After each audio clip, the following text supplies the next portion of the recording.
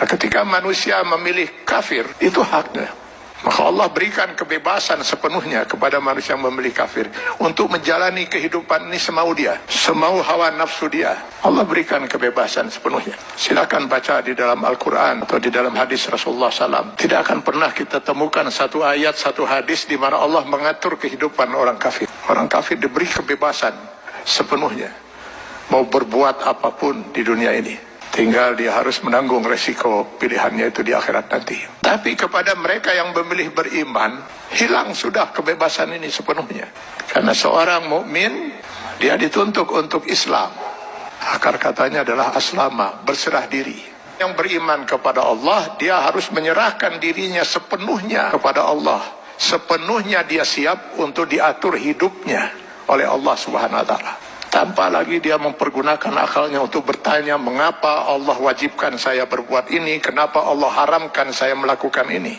Kalaupun pertanyaan itu muncul dalam dirinya, maka keimanan dia akan menjawab, saya lakukan ini karena Allah perintahkan, dan saya tinggalkan hal ini karena Allah melarangnya. Itu jawaban seorang mukmin. Dia tidak akan berusaha mencari ilah hukum, alasan hukum, apa manfaatnya, apa hikmahnya.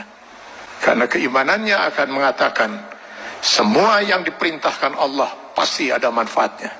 Dimengerti atau tidak dimengerti oleh akal dia. Semua yang dilarang Allah pasti ada mudaratnya.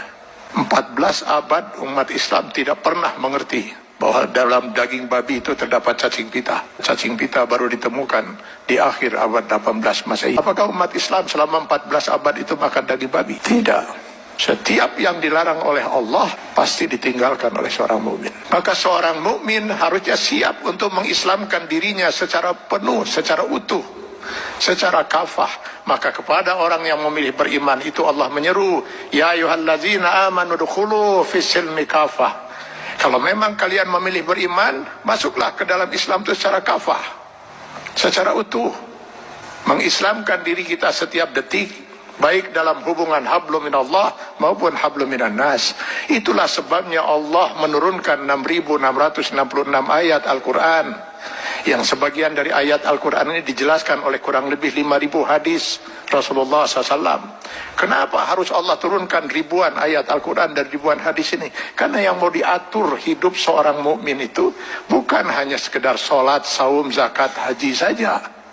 Seluruh kehidupan dia per detik, Pak. Mulai dari masuk WC, keluar WC, sampai mengatur kehidupan bermasyarakat, bernegara. Ini kalau dia mau milih beriman. Kalau tidak mau diatur hidupnya, jangan milih beriman, milih kafir. Pada orang-orang yang berfaham sekularisme, liberalisme, yang ingin memisahkan agama dari kehidupan, saya sering mengatakan, kenapa repot-repot harus menolak sebagian aturan Allah? Pilih kafir, Anda bebas sebebas-bebasnya. Kalau memilih beriman, sudah hilang kebebasan itu. Dan pilihannya hanya satu di antara dua. Memilih kafir atau memilih beriman. Memilih beriman konsekuensinya kita sudah harus Islam. Mengislamkan diri kita, menyerahkan sepenuhnya diri kita untuk diatur hidup kita oleh Allah Subhanahu wa Ta'ala. Karena itu setiap orang mukmin sadar betul bahwa selamat tidaknya dia termasuk orang yang ditangisi oleh tidak oleh Rasulullah SAW. Dia harus bisa mengislamkan dirinya setiap saat.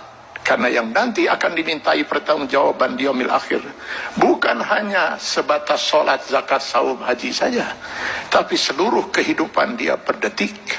Mudah-mudahan ini bisa menjadi bahan muhasabah bagi kita semua. Kita islamkan diri kita secara kafah dalam batas kemampuan yang mampu kita lakukan. Karena Allah tidak akan menuntut kita di luar kemampuan kita. Semoga kita bukan termasuk orang yang ditangisi oleh Rasulullah SAW.